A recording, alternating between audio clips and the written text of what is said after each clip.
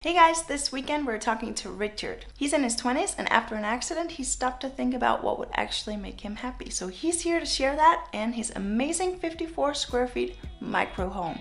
Enjoy! Hi everyone, so this is Richard here of Terraform Tiny Homes, and this is my 54 square foot micro home. I'd like to give you a tour of it. So this home was built off of a boat trailer. Basically, I took this boat trailer and rebuilt it from scratch. So it was $175 on Craigslist. I spent about a month rebuilding the trailer, stripped it down to nothing, rebuilt it, and then built a welded steel frame on top of that. From there, did basically a traditional house build as far as insulation goes, exterior sheathing, all of that.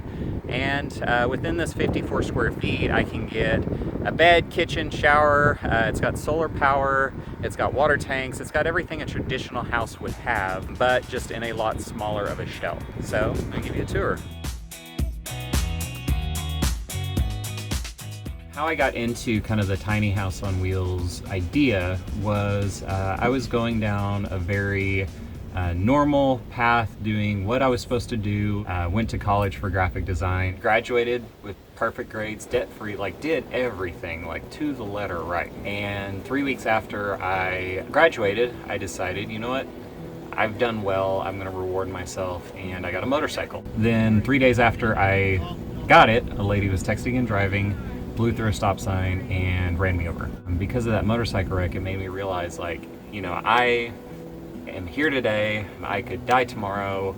There's no sense in me working the next 40 years of my life to retire at 65 and die at 66.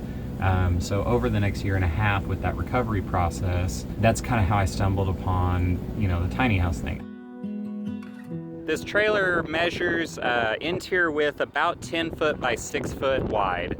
It's a little over 9 feet tall, but just tall enough for me to be able to stand up inside, have an indoor restroom, have an indoor bed, and then it has an outdoor kitchen and an outdoor shower. Up front, I've got a little garage box thing for tools and everything.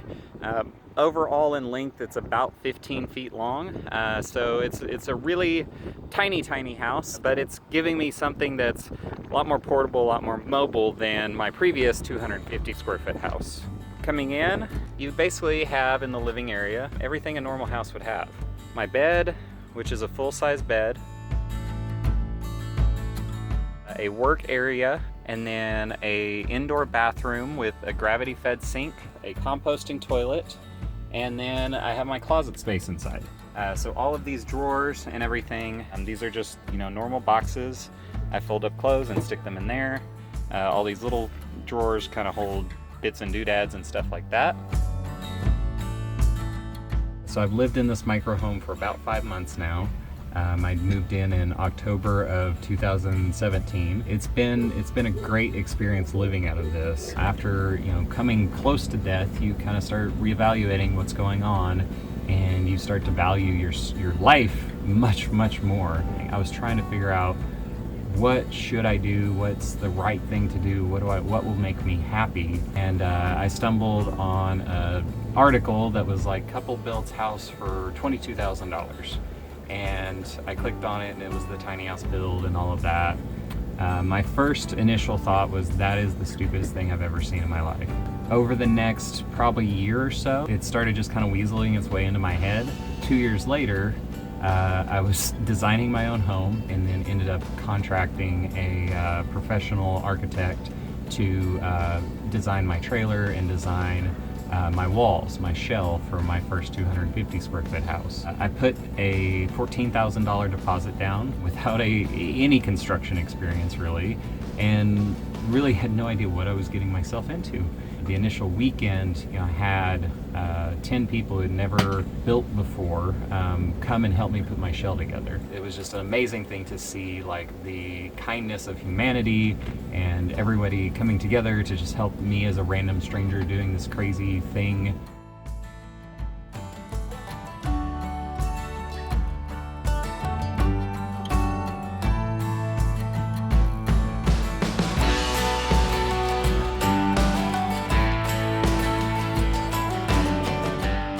So one thing that a lot of people ask about the tiny house is the toilet. And no, it doesn't stink. It is a composting toilet. This toilet is a DIY composting toilet. The thing that makes sewage stink is your mixing of liquids and solids. And so whenever you divert your liquids and solids, you have a vent that goes out the side here, and basically that sucks any air out and comes down.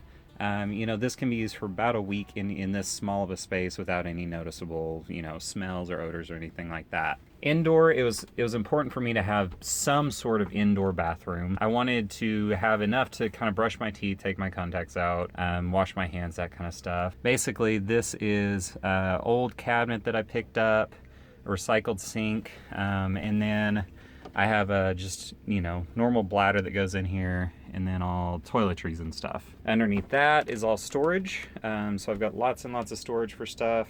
This bottom box down here is a medicine cabinet, towels, stuff like that, little trash can in the corner. And coming over, I have my office space. This table folds up and then locks into place, and you have more storage underneath. Some more of these little boxes to hold clothes and things like that. I've got a couple extra little boxes for some art supply stuff, and then shoe storage. Underneath the bed is all storage. So all the way back, this is just kind of boxes, mismatched ends and stuff, camping gear, dirty clothes, all of that. And lots of little shelves for just stuff. I travel a lot and I collect trinkets that are good luck charms from different cultures. So I got my trolls in Norway to bring good luck. Over here I have my mask from Mexico to ward off demons, Tibetan prayer flags. I've got my books, plants. Whenever I travel, I like to pick up rocks from different places. So I've got little rocks from, all over the country and all over the world. I have my cork board here. So this is kind of my inspiration wall where I stick stuff that I find that's fun, that I like. Whenever you're designing a house like this, it's important to make it your own and design it for you. And so having little stuff like this really helps. Since I've gone tiny, the biggest thing that I've gained is freedom. It's gained me freedom from the corporate world. It's gained me freedom from my finances. I don't pay rent or mortgage. Where I stay usually is a couple that we barter. So I do work for them and they let me live there. That just gives me a lot more financial freedom. A lot of the times when I travel, I never pay for a campground. But what's great is, 1/8 of this country is free public lands. So I'm finding public lands to stay on. I'm traveling. My gas bill's gone up a little bit, but my rent is through the floor gone. And that just gives you the freedom to kind of do what you want. I went from working the 40, 50, 60 hour a week job to working significantly less than that, but still maintaining a really good lifestyle. Since I live tiny and since I live inexpensively and since I'm not buying just stuff just to buy stuff, I don't need as big of a income. And because I don't need as big of an income, I can do more. I'm not afraid of losing a client or, how am I going to eat? Where am I going to be? How am I going to pay rent? I started my own marketing agency. I started Terraform Tiny Homes. I've become kind of that gypsy entrepreneur. I went from working for a lot of big name clients. After quitting my job, I'm like, you know what? I don't want to work for people that don't want me to work for them. I want to work for people who care about their business and, are passionate about what they do.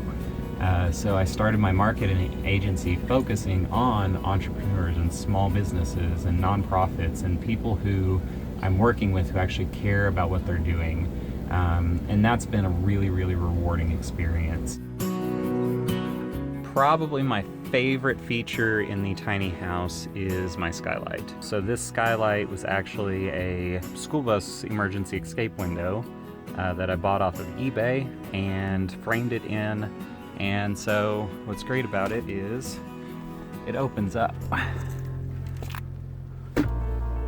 and gives you access to the rooftop deck.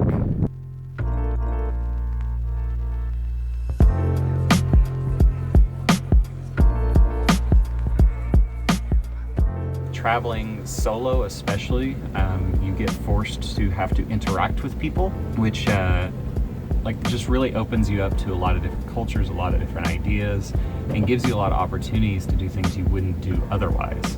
One of the best things about living the tiny house life is the people that you meet doing this.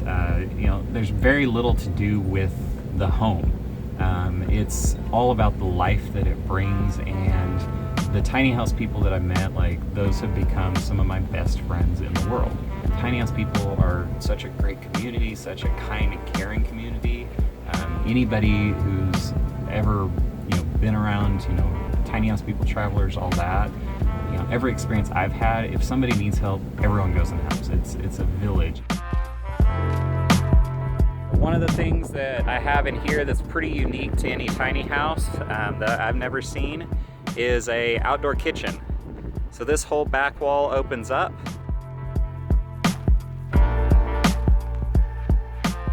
I've got my full kitchen setup out here. So underneath the countertop is all storage for food, and this is a DC cooler. So basically whenever I'm on grid, I can plug it in. Whenever I'm off grid, I have ice in it. I've got my 2-burner camper stove, cutting board, and then a very, very large sink. All of this was reclaimed. So the sink I got from a salvage shop for 20 bucks. It's usually like a $400 sink. The countertops came from an auction site that does restaurant supply, and just kind of basically cut it down and fit it to what I needed.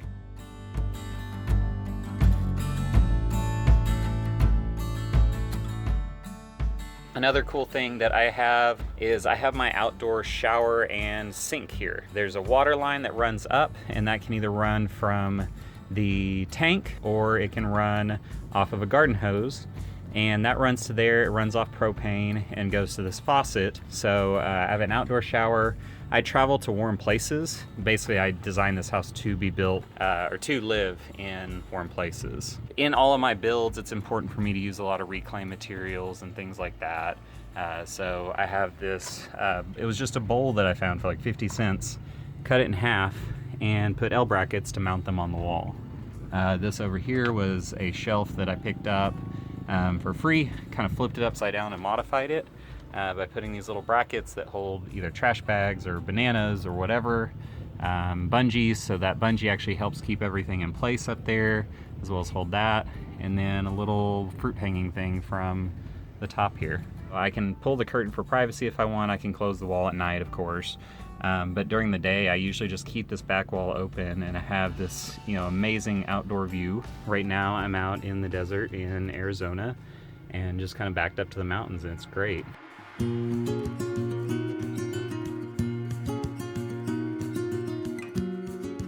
It's an interesting life. It's a weird life. I think it gets glorified a lot, especially on TV and Pinterest and all of that stuff. But we're still humans.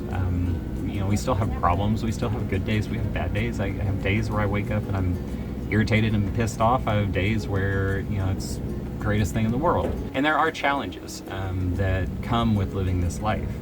One thing for me is I'm based out of the city a lot of the time. For a reason I can't explain, camping on your own land is technically not legal, and so living out of a tiny house, you have to be really discreet. So another big challenge in doing the tiny house life is dating's really hard.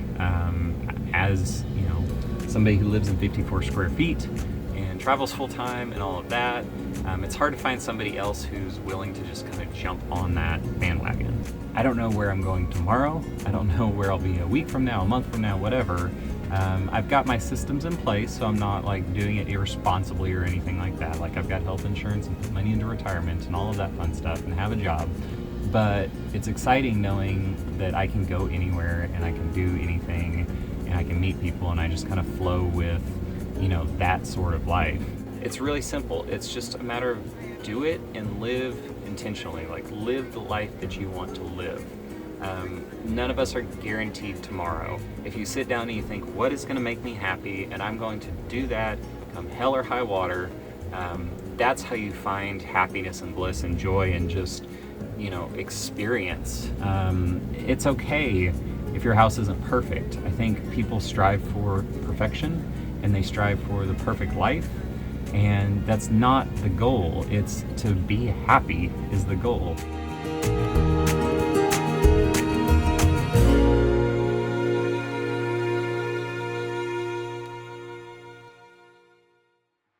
I don't know about you, but I just love stories like that. Thank you so much to Richard for sharing this with us. And as always, don't forget to check out the links in the description to Richard's Terraform Tiny House. And we'll see you guys back next weekend. Bye!